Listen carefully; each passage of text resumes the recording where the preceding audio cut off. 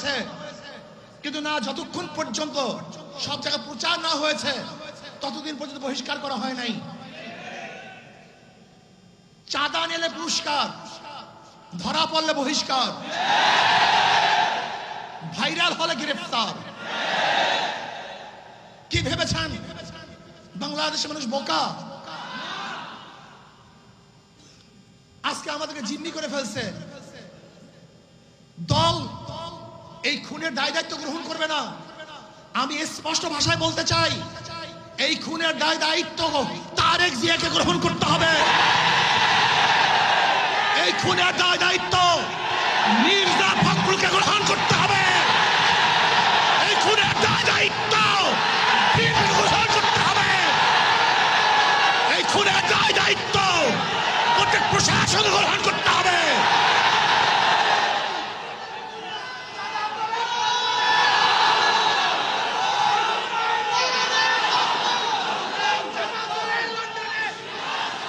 শোনেন,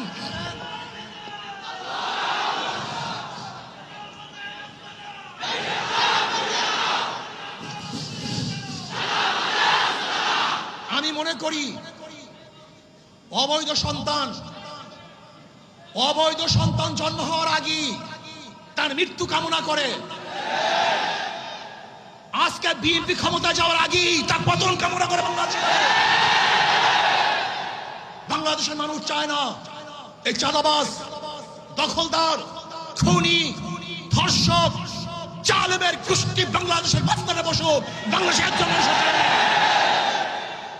আমি ঘুমাতে পারি নাই ওই দৃশ্য দেখ, আল্লাহর কসম, আমি শুধু ওই দৃশ্যই আমার চোখে ছিল।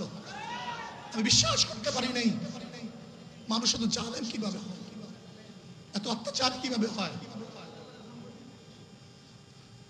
জালেমের গোষ্ঠী, খুনির গোষ্ঠী। শোনো, এক আবু সাইদের হত্যায় আওয়ামী লীগের মাসনাদকে ধ্বংস করে ফেলেছে। লিখে রাখো, 100 হত্যায় বিএনপির মাসনাদ তসনাদ হয়ে গেছে।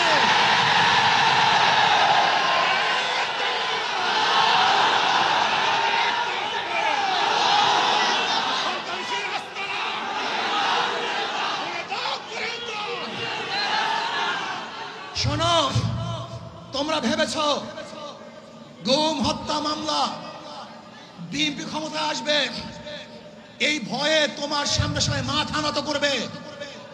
শিয়াল মাথা নত করতে পারে, ইঁদুর তোমার সামনে মাথা নত